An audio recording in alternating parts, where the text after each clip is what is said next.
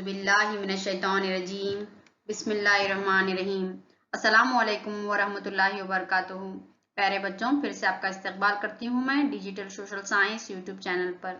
My self M Rukhsana, assistant teacher of Ghalib high school بیلری۔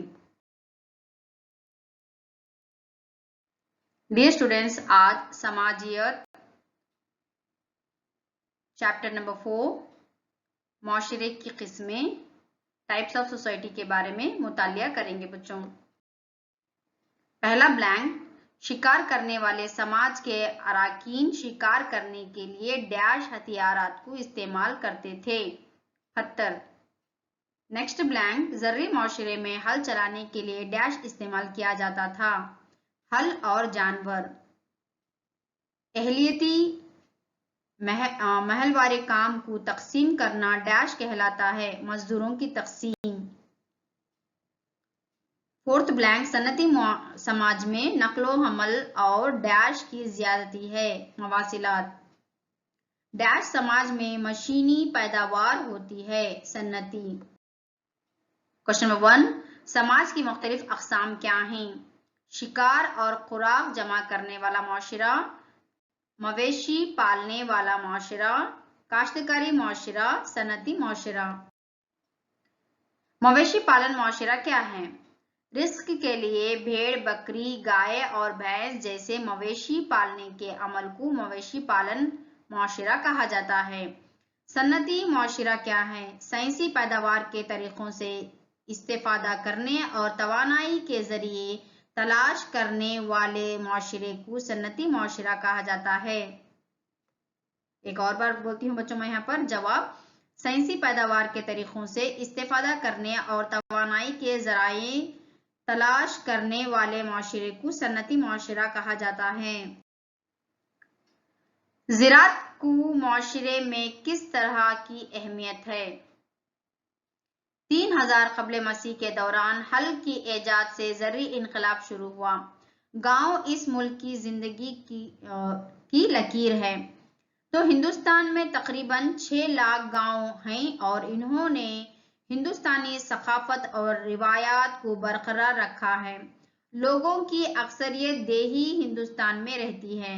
دیہی علاقوں میں 59% مرد اور 75% خواتین اپنے رزق کے لیے براہ راست زراعت میں مصروف ہیں۔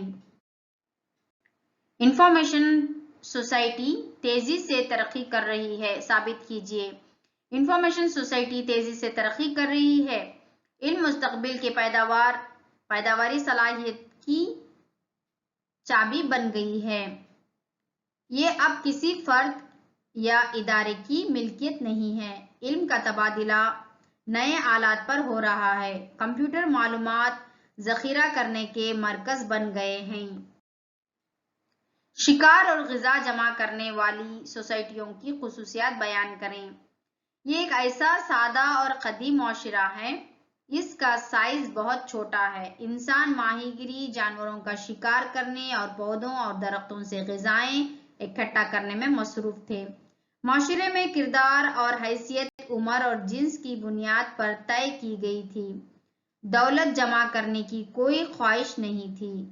ذرائع کا اشتراک اہم خصوصیات ہیں اور شکار پتھر کے اوزار کا استعمال کرتے ہوئے کیا گیا تھا۔ مویشی پالن معاشرے کی خصوصیات کی وضاحت کریں۔ عام رزق کے لیے بھیڑ، بکری، گائے اور بھینس جیسے مویشی پالنے کے عمل کو مویشی پالن معاشرہ کہا جاتا ہے۔ یہ کئی ہزار افراد پر مشتمل تھے۔ معاشرہ واحد رہنما کی قیادت میں تھا۔ رزق کے لیے مویشیوں کی دیکھ بھال کے علاوہ ارکان ماہی گیری، شکار اور خوراک جمع کرنے کے کاموں میں مصروف تھے۔ زمین اور زراعت کے درمیان تعلق کی وضاحت کریں۔ اس طرح زراعت ایک بڑی معاشی سرگرمی ہے جو زرعی معاشرے میں ہوتی ہے۔ زرعی معاشرے کا ڈھانچہ زمین کی ملکیت، زمین اور زرعی سرگرمی کے ساتھ تعلقات کے سلسلے میں ہو سکتا ہے۔ صنعتی معاشرے کی خصوصیات کی فہرست بنائیں۔ سائنسی پیداوار کے طریقوں کا استعمال اور توانائی کے ذرائع تلاش کرنا اس معاشرے کی خصوصیات ہیں۔ ہانگ کانگ، سنگاپور، جنوبی کوریا، برازیل اور میکسیکو اس فہرست میں شامل ہیں۔ آبادی کی اکثریت اپنے رزق کے لیے صنعتی کام پر انحصار کرتی ہے اور ایک بہت چھوٹا گروہ رزق کے لیے زراعت پر انحصار کرتا ہے۔ صنعتی معاشرے میں پیداوار کا انحصار خود کار ٹیکنالوجی پر ہوتا ہے۔